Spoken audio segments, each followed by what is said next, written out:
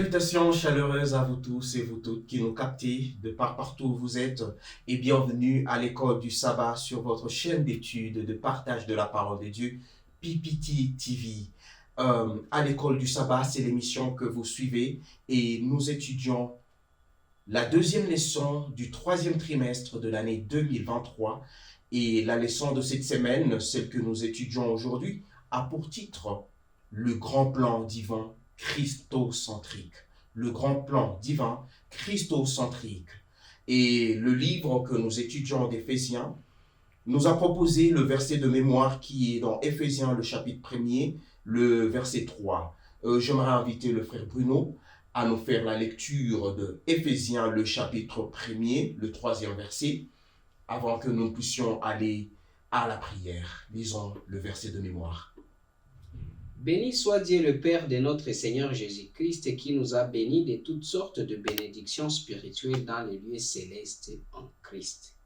Amen. Amen. Et j'aimerais inviter le frère Innocent à prier pour nous pendant que nous commençons. Prions.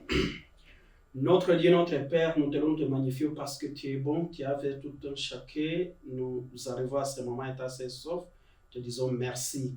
Nous voulons étudier, décortiquer cette leçon ensemble. Sois notre guide au nom de Jésus. Amen. Amen. Je les ai presque présentés. Frère Bruno, bienvenue. Merci beaucoup, frère Daniel. Bienvenue également, frère Innocent. Merci beaucoup, frère Daniel. Merci beaucoup. Nous étudions une leçon qui est tellement intéressante. Le grand plan divin christocentrique. Quel est le sens de ce titre même? Le grand plan divin christocentrique. Frère Bruno. Merci beaucoup. Le grand plan de Dieu christocentrique. Qu'est-ce que cette leçon veut nous dire? Dieu n'a pas fait des choses en se réveillant. Oui. Aujourd'hui aussi, Dieu ne fait pas des choses en se réveillant puisqu'il a créé et continue de créer. Oui. Mais il avait un plan. Et ce plan, ce n'était pas un plan voué à l'échec. Oui. Vous voyez, nous avons souvent, quand nous faisons des plans, il y a ce qu'on appelle le plan A, le plan B, le plan C. Selon que l'on pense que son premier plan peut échouer ou pas. Mais Dieu, lui, n'avait qu'un seul plan. Le plan de Dieu, c'est toujours le plan A, puisque son plan fonctionne toujours. Et ce plan, il est en Christ, il est centré sur Christ. C'est pourquoi la leçon parle de christocentrique. C'est-à-dire que c'est un plan qui a au cœur Christ. Un plan qui tourne autour de Christ. Un plan pour lequel et dans lequel Christ est le seul sujet. Christ est le seul qui doit être cité, qui doit être enseigné, qui doit être connu, qui doit faire tout en tout. Puisque quand nous lisons dans le livre de l'épître de Jean, le chapitre 1, il est dit qu'au commencement était la parole était avec Dieu, la parole était Dieu. Mais j'aime quand l'apôtre dit « Rien de tout ce qui a été fait n'a été fait sans elle. » La parole, Christ, le plan de Dieu tourne autour de lui. Et parlons de Christ comme étant le centre du plan de Dieu. Quel est l'intérêt de l'homme dans ce plan de Dieu? Parce que finalement, ce plan tourne autour de Jésus. Comment l'homme se retrouve dans ce plan-là? Merci beaucoup. Vous savez, je vais lire quelques lignes des moniteurs, peut-être pour mettre dans le bain de la leçon. Oui. On dit, la leçon se centre sur la façon dont Paul enseigne aux Éphésiens et à nous à compter nos bénédictions. Il ne s'agit pas seulement des bénédictions que nous pensons être importantes, mais aussi des vraies bénédictions dont l'humanité a désespérément besoin. Paul souligne, Dieu nous donne ses bénédictions en Christ. Et donc l'homme se retrouve dans ce plan parce que l'homme il a péché. Et lorsqu'on pêche, on mérite la mort. Mais le don gratuit de Dieu est donné au travers le sang de Jésus-Christ versé sur le calvaire. Voilà en quelque sorte la façon dont l'homme se retrouve dans ce plan. Donc, dans ce sens, on peut dire que le plan christocentrique de Dieu, c'est un plan au profit de l'homme. Ce n'est pas un plan au profit de Dieu lui-même, mais c'est un plan au profit de l'homme. C'est l'homme qui bénéficie de ce plan de Dieu. C'est l'homme qui bénéficie de ce plan parce que c'est l'homme qui allait subir la mort, mais avec ce plan-là, christocentrique, il est venu avec le plan de la rédemption pour nous racheter. Amen. Amen. Et je pense qu'on va revenir sur ces questions un peu plus dans la leçon. Et l'apôtre commence le premier chapitre aux Éphésiens par une notice de reconnaissance et de remerciement envers Dieu. Et il parle de ces richesses dont le frère Innocent vient de parler. Il parle de grandes bénédictions que nous avons reçues, que Dieu a disposées pour l'humanité dans les lieux célestes. Et j'aimerais poser la toute première question de savoir de quelle sorte de richesses s'agit-il? Les richesses dont Paul parle. Merci beaucoup. Je voudrais répondre par le premier chapitre de cette lettre aux Éphésiens. Oui. Et je vous prie de suivre avec moi parce que nous allons faire des sauts des versets pour gagner plus de temps. Oui. Au verset 3, quand il est en train de dire qu'il bénit les Seigneurs puisque nous avions eu toutes sortes de bénédictions dans le lieu céleste en Christ. Ouais. Au verset 4, il commence à détailler ces bénédictions. Oui. Il les cite. Au verset 4, en lui Dieu nous a élus. Ça, c'est une bénédiction. L'élection de Dieu en Christ, notre élection par Dieu en Christ, c'est une bénédiction dans les lieux célestes. Au verset 7, en lui, nous avons la rédemption par son sang. Le frère Innocent hier est revenu, le pardon de nos péchés. Oui. C'est en Jésus-Christ. Si nous allons aussi au verset 11e, en lui nous sommes aussi devenus héritiers. Non seulement nous avons été sauvés, mais nous avons en Jésus maintenant la possibilité d'être aussi héritiers du royaume de Dieu. Et au verset 13, il est dit, en lui vous aussi. Vous voyez, là, les trois premières bénédictions, Paul parle de toute l'humanité. Oui. Mais au verset 13, il s'adresse aux Éphésiens, il s'adresse à vous, il s'adresse à moi en disant, en lui vous aussi. Après avoir entendu la parole de la vérité, l'évangile de votre salut, en lui vous avez cru et vous avez été scellés du Saint-Esprit qui avait été promis. Amen. Ce sont là les bénédictions que nous avons et pour lesquelles Paul est en train de glorifier le Seigneur. Amen. Et je vois, ce sont des grandes choses, ce sont des grandes promesses et qui se réalisent bien sûr en Jésus-Christ et qui sont scellées par le Saint-Esprit. Bien sûr. Et je me demande, la conception actuelle de bénédiction. Actuellement, si tu dis qu'une personne est bénie, il faut qu'il y ait une manifestation extérieure, physique, matérielle, de bénédiction.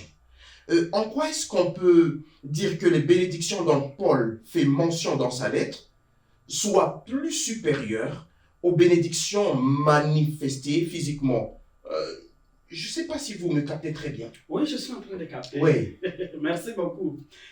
C'est pourquoi même le moniteur, il a dit quelque chose de très important sur la partie où j'ai lu. Il ne s'agit pas seulement des bénédictions que nous pensons être importantes. Alors, il y a des bénédictions, nous les humains, que nous pensons, même si en réalité ce ne sont pas des bénédictions importantes. Alors, je vais lire un verset que nous trouvons en Éphésiens, premier chapitre, à partir du 16e verset jusqu'au 18e verset. On dit, je ne cesse de rendre grâce pour vous, faisant mention de vous dans mes prières. C'est Paul qui parlait, afin que Dieu, de notre Seigneur Jésus-Christ, le Père de gloire, vous donne un esprit de sagesse et de révélation. Un esprit de sagesse et de révélation dans sa connaissance et qu'il illumine les yeux de votre cœur pour que vous sachiez quelle est l'espérance qui s'attache à son appel, quelle est la richesse de la gloire de son héritage qu'il réserve aux saints. Bon, je souligne les mots, les yeux de votre cœur. Alors, ces bénédictions que Bruno nous a citées là-bas, il faut d'abord être illuminé par le Saint-Esprit. Être illuminé. Il faut que d'abord on parle des yeux de nos cœurs. Pour regarder ces bénédictions, il faut regarder avec les yeux du cœur. C'est que nous voyons ici physiquement, quelqu'un a acheté une voiture, celui-là il a été béni.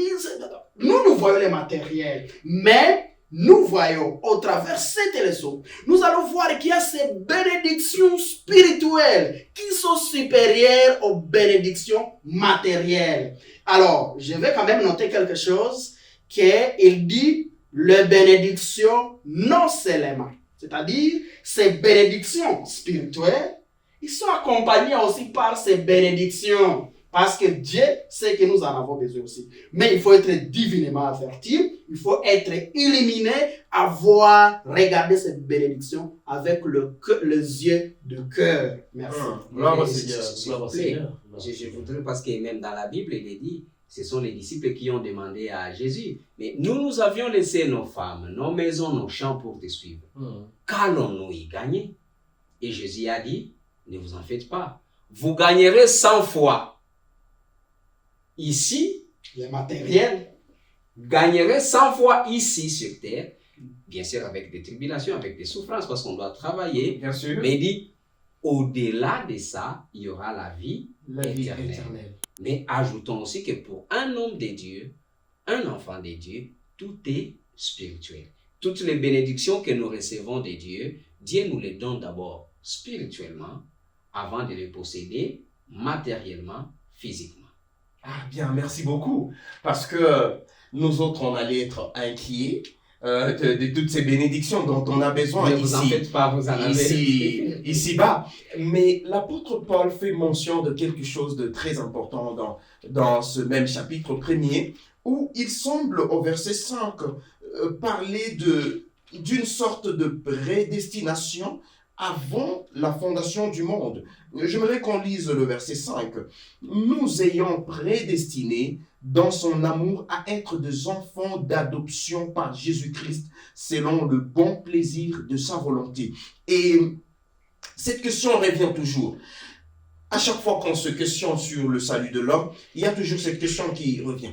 Est-ce que Dieu savait que l'homme allait pécher, mais quand même Dieu l'a créé?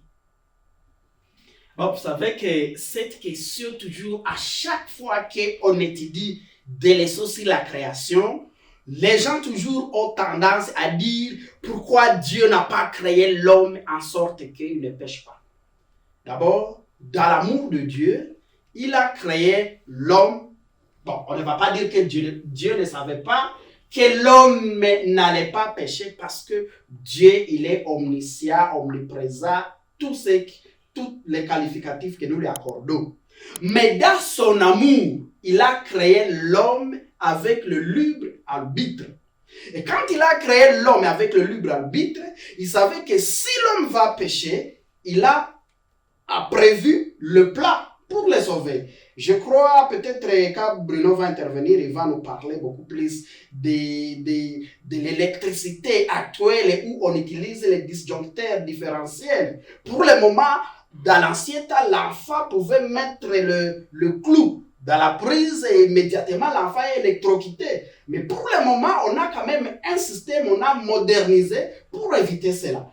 Et Dieu, qui est omniscient, dans ses plans, il s'est dit, je vais créer l'homme, mais de loin, il a vu que Satan va tenter l'homme et il a créé un plan pour sauver l'homme. Mais il lui a laissé le libre arbitre. Et donc, laisser le libre arbitre, c'est l'amour, encore une fois, de Dieu envers l'homme. Avançons toujours dans cette question. Donc, j'ai comme l'impression que vous dites que le plan du salut n'était pas seulement un plan pour l'humanité, mais pour l'univers tout entier. Parce que Bien sûr. Visiblement, le péché a existé avant l'homme. Et le plan de Dieu, apparemment, visait l'homme également, mais il visait aussi toutes les créatures qui seraient tentées par l'ennemi, le diable. Comme nous l'avions dit, le plan de Dieu, c'est pas, nous ne vivons pas au plan B de Dieu. Oui. Il n'y a pas de plan B pour Dieu. C'est toujours le plan A qui a à son centre Christ. Mais comme le frère Innocent commençait à le dire avec les disjoncteurs référentiels, lorsque Adam et Ève ont péché, ils ne sont pas morts immédiatement. Oui, disons qu'ils sont morts spirituellement puisqu'ils se sont rendus qu'ils étaient nus. Mais dès qu'ils ont péché, puisque l'homme était libre d'adorer Dieu ou de ne pas l'adorer. Mais Dieu savait quelles sont les conséquences si l'homme s'éloigne de Dieu. Il ne peut pas subsister par lui-même. Puisque la Bible dit, faisons l'homme à notre image. Ainsi, dès lors que Adam et Ève ont péché, le plan de Dieu, le plan du salut, qui a à son centre Christ, s'est automatiquement activé comme ces disjoncteurs différentiels plutôt s'activent à la milliseconde près.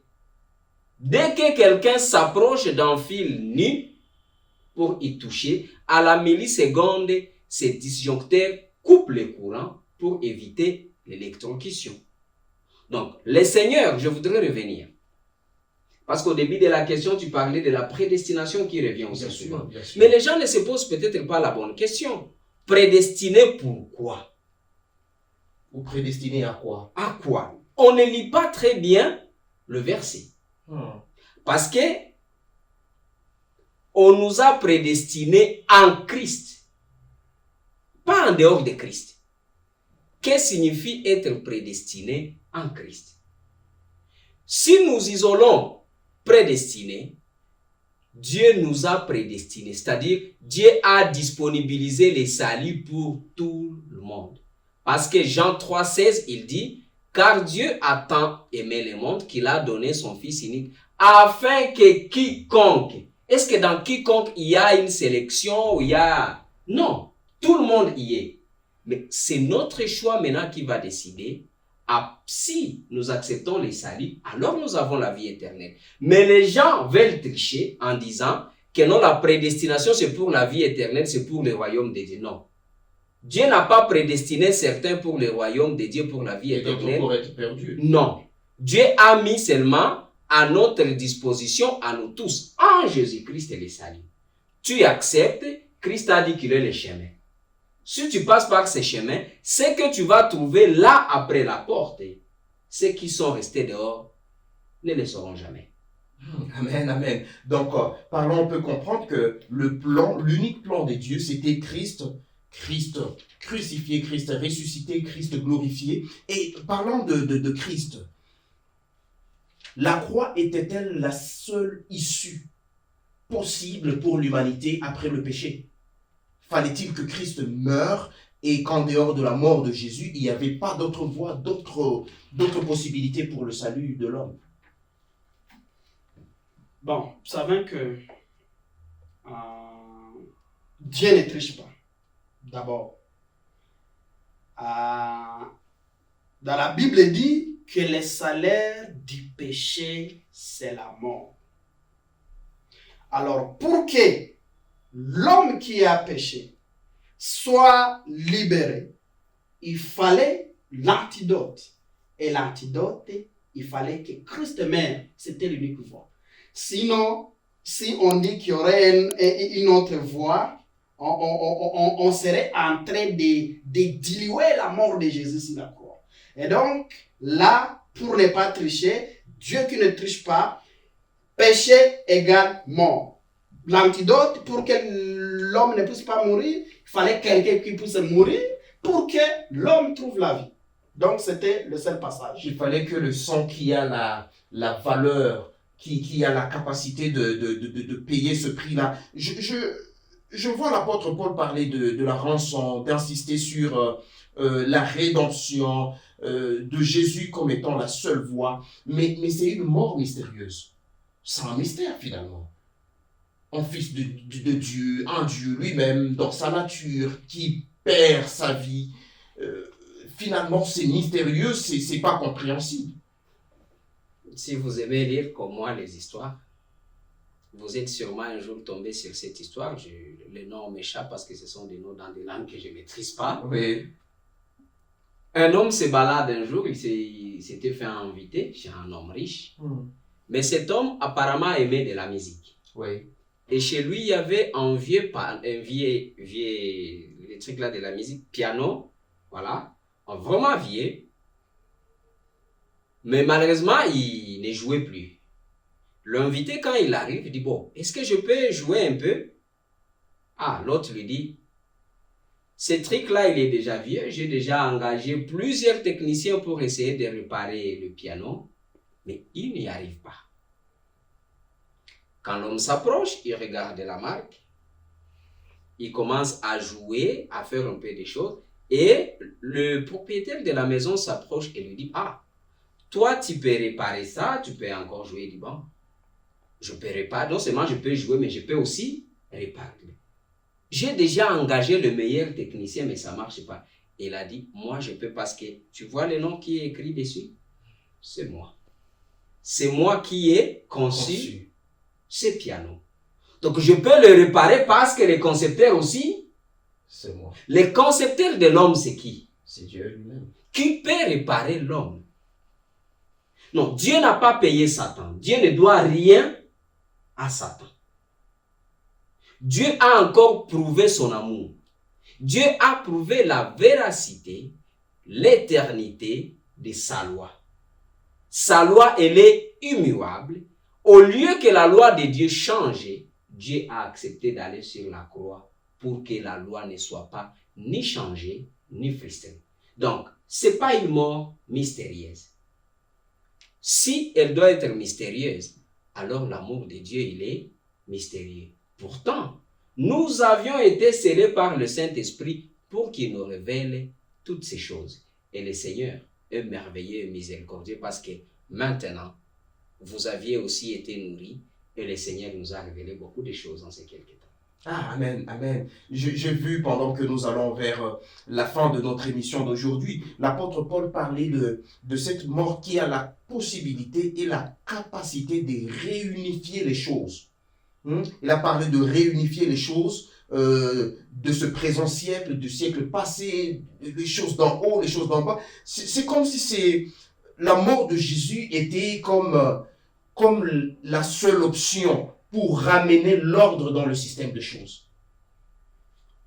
Oui, parce que, comme vous avez dit en introduisant, nous voyons que le péché n'a pas débuté juste dans le jardin d'Éden. Oui. Le péché a débuté au ciel. Oui. Et donc, l'existence des anges aussi dépend de la mort de Christ. La raison pour laquelle, quand au ciel, il y avait ce climat avec Lucifer, il fallait qu'il y ait la mort de Christ jusqu'à la croix. Il y avait quand même des anges, peut-être même qui étaient restés dans les deux tueurs, mais qui pensaient que peut-être un Dieu, c'est un Dieu tuera. C'est avec la mort de Christ sur la croix que les anges ont compris l'amour exact de Dieu. Cela veut dire que nous avons à nous glorifier, à nous réjouir dans la mort de Jésus-Christ. Yes. Et c'était même l'objet de l'insistance de Paul. Et revenons vers le frère Bruno. Que faire aujourd'hui avec le gage que Dieu donne? Le Saint-Esprit. Aujourd'hui, le chrétien. Nous allons par moments chercher le Saint-Esprit dans des histoires qui n'existent pas. Le Saint-Esprit de Dieu ne peut ni être piraté, ni être utilisé à sa guise pour son intérêt propre. Le Saint-Esprit de Dieu, il est donné sur un seul chemin. Les disciples ont entendu le Saint-Esprit et cet esprit, il est versé sur la mission. La mission du Saint-Esprit, c'est conduire le croyant conduire les disciples afin de les convaincre du péché, du jugement et de la vérité. Aujourd'hui, ce que nous devons faire, c'est chercher la voie du Saint-Esprit, et cette voie se trouve dans les Saintes Écritures. C'est Amen. pourquoi Paul insiste. Le Saintes Écritures. Nous sommes scellés par le Saint-Esprit, mais le Saint-Esprit vient confirmer la parole. Donc, si vous n'avez pas encore la parole, ou si votre parole, vos Saintes Écritures sont encore sélectionnées selon vos tempéraments, selon la philosophie de la famille, selon les lois du pays, le Saint-Esprit ne viendra pas, puisque c'est un esprit de liberté. Quand vous serez libre, quand vous prendrez la décision de suivre les Écritures telles qu'elles sont, le Saint-Esprit descendra et il fera son travail. Amen. Frère Innocent, en conclusion. En conclusion, nous sommes en train de nous réjouir parce que nous sommes un héritage de Dieu au Amen. travers le sang précieux de Jésus-Christ. Gloire soit rendue au Seigneur. Gloire soit rendue au Seigneur. Et en conclusion, nous lisons les 2 versets qui ont été précédemment lus dans Éphésiens, le chapitre 1er, le 16e et le 17e verset où il est écrit « Je ne cesse de rendre grâce pour vous, faisant mention de vous dans mes prières, afin que le Dieu de notre Seigneur Jésus-Christ, le Père de gloire, vous donne un esprit de sagesse et de révélation dans sa connaissance. » Et c'est ma prière pour vous et pour nous ici, sur ce plateau, que Dieu nous donne un esprit de sagesse et de révélation dans la connaissance de la volonté de Dieu. Que le Seigneur vous bénisse et c'est ainsi que nous clôturons notre leçon de cette semaine. Continuez à participer à cette leçon et que le Seigneur vous bénisse. Nous allons clôturer cette leçon par la prière qui sera présentée par le frère Innocent. Bienvenue dans la prière. Prions. Merci Seigneur parce que tu nous as parlé dans cette soirée. Tu nous rappelles combien de fois ton sang précieux nous a racheté d'un grand prix. Permets Seigneur que cette parole puisse illuminer nos cœurs, puisque nos cœurs soient disposés, que cette parole change nos vies et la vie de nos téléspectateurs. Au nom de Jésus, Amen. Amen. N'oubliez pas de liker, n'oubliez pas de partager, n'oubliez pas de poser vos questions et de mettre votre commentaire et que le Seigneur nous bénisse tous. En Amen. Jésus-Christ, Amen. Amen.